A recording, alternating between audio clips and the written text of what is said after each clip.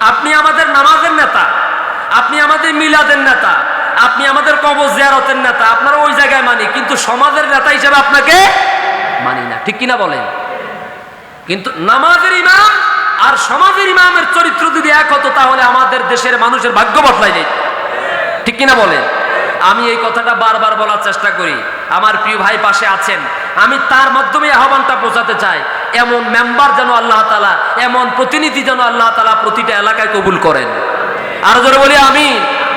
এই পরিষ্কার বাজার থেকে শুরু করে একেবারে ওই যে খানবাজার ব্রিজ পর্যন্ত এই এলাকাতে যে এত লক্ষ মানুষ বসবাস করে, আমার মনে হয় এই জনপ্রতিনিধিরা, রাজনীতিবিদেরা, প্রশাসনের লোকেরা এই এলাকার মানুষকে মানুষই মনে করে না।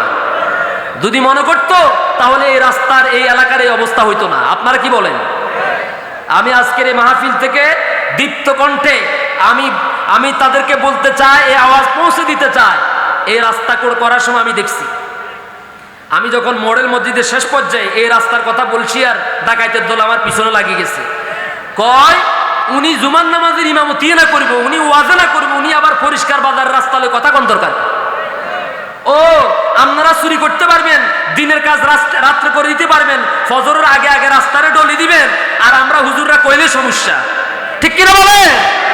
না, সব গোড়ার দিন দেখা শেষ, আগামীর দিন আল কোরআনের বাংলাদেশ। চোর ডাকাত থেকে আমরা দেশকে মুক্ত করতে চাই, দুর্নীতিবাদদের থেকে আমরা দেশকে মুক্ত করতে চাই, ডাকাতের হাত থেকে আমরা দেশকে মুক্ত করতে চাই, আর ভবিষ্যতে কোনো ডাকাতের হাতে, চোরের হাতে, চাঁদাবাজদের হাতে আমরা দেশকে ছেড়ে দিব না ইনশাআল্লাহ। কয় ওনারা রাখছি নামাজ পড়াবে, আল্লাহ উনি নামাজে না পড়াবে, উনি রাস্তা কাটলে কথা কয়, কথা কন না কেন?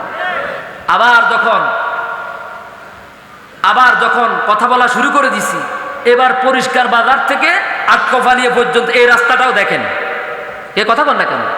আচ্ছা, রাস্তা আটকফালিয়া বাজার থেকে পরিষ্কার পর্যন্ত এই রাস্তা, আবার পরিষ্কার বাজার থেকে ফাঙ্কার বাজার পর্যন্ত, এটা কি একসাথে হয়েছে না? একসাথে হয়েছে কিনা বলে? তাহলে ওই রাস্তাটা পরিষ্কার বাজার থেকে ফাঙ্কার বাজার পর্যন্ত এই রাস্তাটা করছে শয়তানেরা, জোরে কোন কারা? শয়তানেরা। আর এখান থেকে ওই পর্যন্ত যারা করছে এরা ছিল মানুষ। আর কপালিয়া থেকে পরিষ্কার বাজার পর্যন্ত রাস্তা যারা করছে তারা ছিল মানুষ, আর পরিষ্কার বাজার থেকে পাঙ্কার বাজার পর্যন্ত যারা রাস্তা করছে এরা হচ্ছে অমানুষ। এরা কি? এখন ভোর রাত্রে ওয়ার্ড সভাপতির মামুর হমদির ঘরের ব্যয়ের ছেলের বাতিজা, বুঝাইতে পারি না ক্ষমতা কদ্দুর, ক্ষমতা কদ্দুর। ওয়ার্ড সভাপতির মামুর হমদির ঘরের বেয়ায়ের বাতিদার ঘরের ছেলে, এই পাওয়ার নিয়ে কন্ট্রাক্টর যখন রাস্তাতে ইট আনছে, কঙ্করানি রাখছে, মেশিনানি দাঁড় করাইছে, আগামীকাল থেকে রাস্তার কাজ ধরবে, কয় যে আমার বাগ আমারে দিয়ে দেন। আপনি কে? আরে ভাই বুঝেন না, আমি এই ওয়ার্ডের সভাপতির মামুর হমদির ঘরের বেয়ায়ের বাতিদার ঘরের ছেলের নাতি, এটাই আমার পাওয়ার, আমার বাগ আমারে দাও। কত দিতে হবে? ধরেন এখান থেকে বাজেট হয়েছে 1 কোটি টাকা, তো আস্তে আস্তে তো ধরেন মোটামুটি ওই ফাইল পাস হয়ে আস্তে আস্তে ওখানে অর্ধেক শেষ, ঠিক কিনা বলেন? মানে আইসিইউ তো চলে যা, বাজেট পাস হয়ে আমাদের কাছে আসার আগ মুহূর্ত পর্যন্ত, মেম্বার সাহেবের কাছে আসার আগ মুহূর্ত পর্যন্ত বাজেট আইসিইউ তো চলে যায়। কথা বল না কেন? ওনারা যে কত কষ্ট আছে আমি একটু হলেও জানি, কারণ সব মানুষের মন রক্ষা করাটা খুব কঠিন।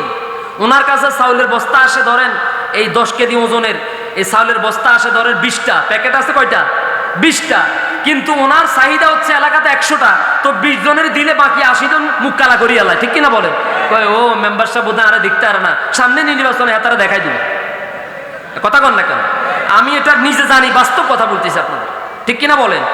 কিন্তু তিনি 100তে 100 বস্তা দিতে পারতেন যদি যেই পরিমাণ বাজেট হয়েছে ওই পরিমাণ বাজেট যদি ওনার হাত পর্যন্ত আসতো উনি এটা দিতে পারতেন, ঠিক কিনা বলেন? এখন দেখেন এই রাস্তা, এটা নিয়ে আমি কথা বলছিলাম, তখন এখানে তো কিছু করতে পারেন, উপরে খবর পাঠাইছে। কি খবর পাঠাইছে? কয় যে উনি অফিসারদেরকে কটাক্ষ করে, উনি অফিসারদেরকে তুচ্ছ তাচ্ছিল্য করে কথা বলেন জুমার মিম্বারে, বুঝাতে পারি না। তা আমি বললাম কিরে বাবা রে বাবা, রাস্তার কাজ করবে দিনের বেলা, সেই রাস্তার কাজ করতেছে রাতের বেলা, আপনারা ঘুম থেকে উঠার আগে আগে দেখেন যে রাস্তা ডলায় হয়ে গেছে, ঠিক কিনা বলেন? কেমনে কাজ করছে? ওই আগের পুরাতন যে কঙ্কর যেগুলো ছিল এগুলার কোন রকম টানি টুনি আপনাদেরকে বুঝদি চলে গেছে। এখন যেটা দি ডলছে, যেটা দি ডলে ডল না মেশিন রাস্তাকায় রে ডাকায় আর তো রাস্তা থাকতে মনে করেন আয়ও তোর লগে চলে যায়, ঠিক কিনা বলে? সুতরাং আমরা আগামীতে কন্ট্রাক্টর তার মন মতো কাজ করবে, বাজেট প্রতিটি বাজেট যথাযথভাবে কার্যকর হবে যদি আমরা সিদ্ধান্ত নিতে পারি আগামী দিনের কোনো চাঁদাবাজ, কোনো ডাকাত, কোনো সন্ত্রাস, কোনো দুর্নীতিবাজ, কোনো ঘুষখোরকে আমরা আর তাদের হাতে দেশ ছেড়ে দিব না ইনশাআল্লাহ। আপনারা যদি সিদ্ধান্ত নিতে না পারেন ঘুরি ফিরে আগের মতো ঘোড়ার ডিমে খাইবেন, বুঝাতে পারি নাই।